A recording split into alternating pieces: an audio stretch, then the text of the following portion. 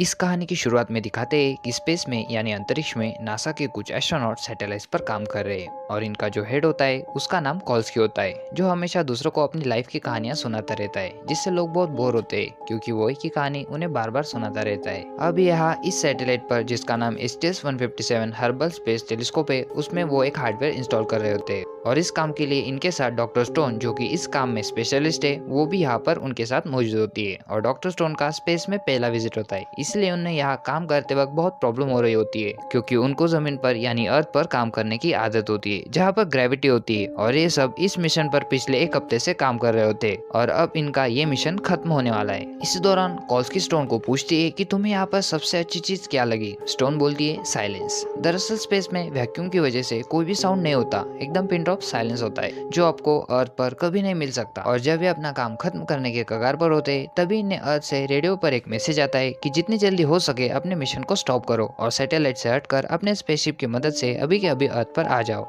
इसके पीछे का कारण ये होता है कि रशियंस ने अपने सैटेलाइट को मिसाइल से नष्ट कर दिया होता है। दरअसल रशियंस ने अपने सैटेलाइट को मिसाइल से इसके लिए नष्ट किया होता है क्योंकि वो उनकी खुफिया सैटेलाइट होती है और वो नहीं चाहते कि उनका सब डेटा किसी और के हाथ में लग जाए। अब ब्लास्ट से वहाँ बहुत सारा मलबा पैदा हो जाता है और वो गोली की स्पीड से स्पेस में ट्रैवल कर रहा होता है। इसी वजह से वो मलबा बहुत सारे सैटेलाइट्स को नष्ट कर देता है, जिसकी वजह से और ज्यादा मलबा पैदा हो जाता है। यहाँ पर बहुत सारी सैटेलाइट नष्ट हो चुकी है, इसीलिए इनका सारा कम्युनिकेशन सिस्टम बंद हो चुका है। ये किसी से कम्युनिकेट भी नहीं कर सकते, ये सिर्फ उन्हीं एस्ट्रोनॉट से बात कर सकते हैं जो उनके पास मौजूद है। और अब ये अंदर जा ही रहे होते तभी इनकी तरफ वो मलबा आ जाता है जिसकी स्पीड बहुत तेज है और वो मलबा इनके स्पेसशिप को टकरा जाता है और जिस पैनल पर डॉक्टर स्टोन खड़ी हुई होती है उससे भी वो मलबा टकरा जाता है और उनका पैनल टूटकर स्पेस में बहुत ज्यादा स्पीड से आगे बढ़ने लगता है। डॉक्टर स्टोन उस पैनल पर फंसी हुई होती है और कॉल्स्की उसे बोलता है कि जल्दी से अपनी बेल्ट खोलो, नहीं तो तुम स्पेस में हमेशा के लिए खो जाओगी। और वो बड़ी मुश्किलों से अपनी बेल्ट खोलती है, लेकिन तब तक वो बहुत दूर जा चुकी होती है और वो अब स्पेस में तैर रही होती है। वो बहुत डरी हुई है, इसलिए बहुत जोर जोर से सांसें ले रही होती है और जिसकी वजह से उसका ऑक्सीजन जल्दी जल्दी खत्म हो रहा होता है और वो इतनी दूर पहुंच चुकी होती है कि उनका कम्युनिकेशन सबसे टूट चुका होता है और वो किसी से बात भी नहीं कर सकती और वो लगातार घूम रही होती है और उसे लगता है कि अब उसकी जिंदगी खत्म हो चुकी है। और तभी उसे कॉल्स्की की आवाज सुनाई देती है। कॉल्स्की उसे बोलता है कि अपनी लोकेशन बताओ और वो जल्दी से कॉल्स्की को अपनी लोकेशन बताती है। थोड़ी देर बाद कॉल्स्की की वापस आवाज आती है और वो बोलता है कि अपनी सूट की लाइट जलाओ और वो अपनी सूट की लाइट जला देती है।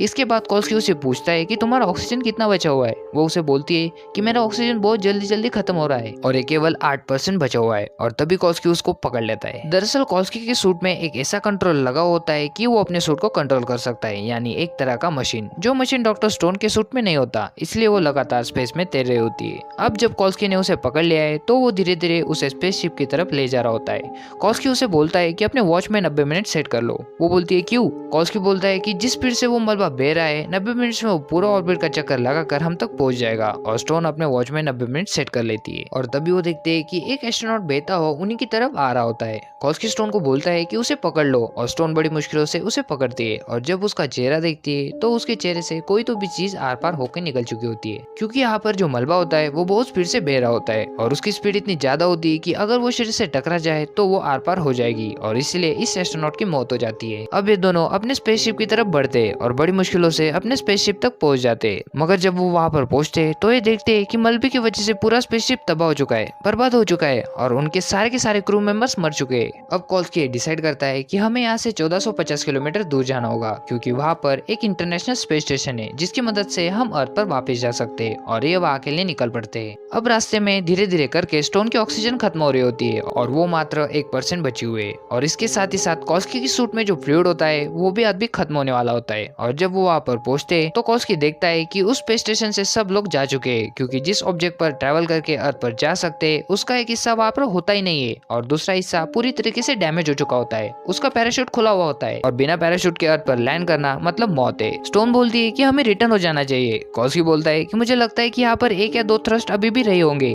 जिसकी मदद से हम यहाँ से 100 किलोमीटर दूर चाइनीज स्पेस स्टेशन तक जा सकते हैं। थ्रस्ट एक तरह की कैप्सूल होती है जिसकी मदद से स्पेस में एक जगह से दूसरी जगह तक ट्रैवल करा जा सकता है। अब कॉल्स्की अपनी सूट की पूरी पावर यूज करता है और खुद को और स्टोन को स्पेसशिप की तरफ धकेलता है और वो तेजी से बहते हुए स्पेसशिप की तरफ बढ़ते हैं और उनका अपने पे कोई भी कंट्रोल नहीं होता, क्योंकि कॉल्स्की की सूट की पूरी पावर खत्म हो चुकी है। और कॉल्स्की उसे बोलता है कि कुछ भी हाथ में आए उसे पकड़ लो, पर जब स्पेसशिप से टकराते तो जिस बेल्ट से वो दोनों जुड़े होते वो बेल्ट टूट जाती है और स्पेसशिप के किसी भी हिस्से को नहीं पकड़ पाते। पर तभी स्टोन का पैर एक पैराशूट के रस्सी में अटक जाता है और वो उस बेल्ट को पकड़ लेती है जिस बेल्ट से कॉल्सकी बंधा हुआ होता है। लेकिन इन दोनों के प्रेशर की वजह से जिस रस्सी से स्टोन का पैर फंसा हुआ होता है वो वहां से निकल रहा होता है। कॉल्सकी बोलता है कि मुझे जाने दो। स्टोन बोलती है कि नहीं, मैं तुम्हें खींच लूंगी। कॉल्सकी बोलता है कि ये नहीं हो सकता, कि वो जानता है कि अगर मैं बेल्ट को अपने से डिटैच नहीं करूंगा तो स्टोन भी स्पेस में गई खो जाएगी, और जिसका मतलब सिर्फ मौत है। और कॉल्सकी अपनी बेल्ट खोल लेता है और स्टोन को बोलता है कि तुम खुद को बचा लो। और जब कॉल्सकी स्टोन से दूर जा रहा होता है तो वो उसे बोलता है कि तुम स्पेस स्टेशन के अंदर जाओ, तुम्हें चक्कर आ रहे होंगे क्योंकि उसका ऑक्सीजन खत्म हो रहा होता है। कॉल्सकी बोलता है कि तुम अंदर जाओ और कैप्सूल में बैठकर चाइनीज स्पेस स्टेशन तक पहुंचो और वहां से सीधे अर्थ पर चली जाना। स्टोन बोलती है कि मैं कैप्सूल में बैठकर तुम्हें बचाने के लिए आ रही हूँ। कॉल्सकी बोलता है कि इसके लिए बहुत देर हो चुकी है, मैं तुमसे बहुत दूर जा चुका हूँ, तुम वादा करो कि तुम बचकर दिखाओगी।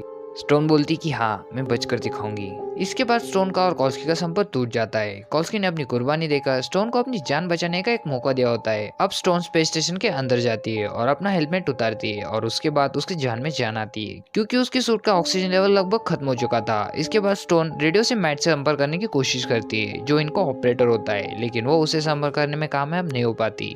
और तभी ये दिखाते हैं कि उस स्पेस स्टेशन के अंदर आग लग जाती है। अब स्टोन बड़ी मुश्किलों से उस कैप्सूल के अंदर आ जाती है और उसे स्पेस स्टेशन से डिस्चार्ज करने में कामयाब हो जाती है। पर जब उसकी कैप्सूल थोड़ी आगे जाती है तब वो झटके से पीछे आ जाती है क्योंकि वो पैराशूट की रस्सियां अभी भी उस कैप्सूल से पूरी तरीके से उलझी होती है। इसके बाद जिस कैप्सूल के अंदर स्टोन होती है, जिसको स्टोन ने स्पेसशिप से डिटैच किया होता है, वो बड़ी तेजी के साथ वापस उस स्पेसशिप की तरफ बढ़ने लगता है और उसे टकराने वाला होता है, लेकिन वो उसे कंट्रोल कर लेती है। और उसे कंट्रोल करने के बाद वो बाहर आ जाती है और पैराशूट की सारी रस्सियों को काट देती है। लेकिन तभी 90 मिनट पूरे हो जाते हैं और वो मलबा जो अंतरिक्ष में चारों तरफ फैला हुआ है वो एक बार घूमकर फिर वापस उसी जगह पर आ गया होता है। और इससे पहले कि वो उससे टकराता वो दोबारा से उस कैप्सूल के अंदर चली जाती है। और जब वो उस कैप्सूल के इंजन को स्टार्ट करने की कोशिश करती है तब वो स्टार्ट होता ही नहीं है और चेक करने के बाद पता चलता है कि उसके अंदर फ्यूल है ही नहीं। इस बात से वो बहुत परेशान हो जाती है और वो रेडियो से लगातार बात करने की कोशिश करती है। तभी रेडियो पर आवाज आ जाती है और उसे लगता है कि उसका संपर्क हो चुका है, लेकिन बाद में उसे पता चलता है कि उसका संपर्क अर्थ पर किसी रैंडम इंसान से हुआ है जिसका कोई भी फायदा नहीं है, कोई मतलब नहीं है और वो पूरी तरीके से हार मान चुकी है। वो अपनी जान देने के लिए अपनी कैप्सूल का ऑक्सीजन सप्लाई बंद कर देती है और तभी उसे हेलुसिनेशन होता है, यानी कि उसे भ्रम होना शुरू हो जाता है और उसे लगता है कि कॉल्सकी उससे बातें कर रहा है। वो उसे जिंदा रहने के लिए उसे मोटिवेट करता है। लेकिन जब स्टोन वापस अपने सेंसेस में आती है तो वो देखती है कि वहाँ पर कोई नहीं होता। लेकिन अब उसे एक आइडिया आ जाती है। वो सोचती है कि मैं स्लिंग शॉट की मदद से इस कैप्सूल को आगे बढ़ा सकती हूँ और इसकी मदद से उसका कैप्सूल धीरे धीरे आगे बढ़ने लगता है। और जैसे उसका कैप्सूल चाइनीज स्पेस स्टेशन के पास पहुंचता है तब वो उसे बाहर निकल जाती है।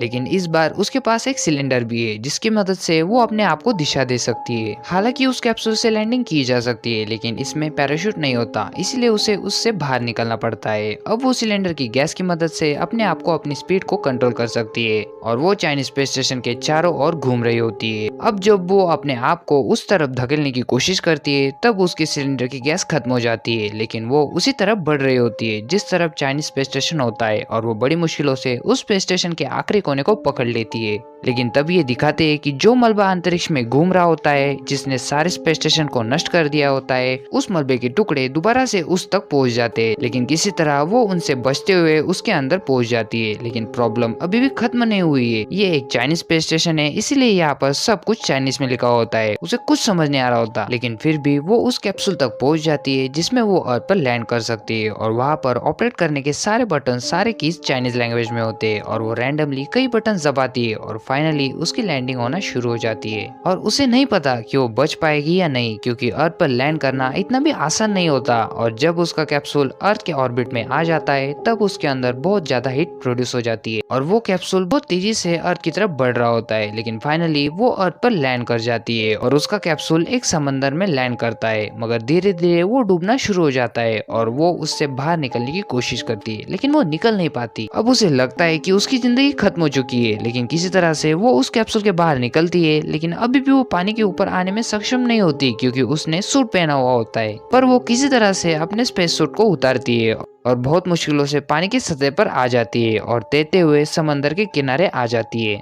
और इतनी सारी मुश्किलों का सामना करने के बाद फाइनली स्टोन की जान बच जाती है। और इसी के साथ ये मूवी, ये कहानी यहीं पर खत्म हो जाती है।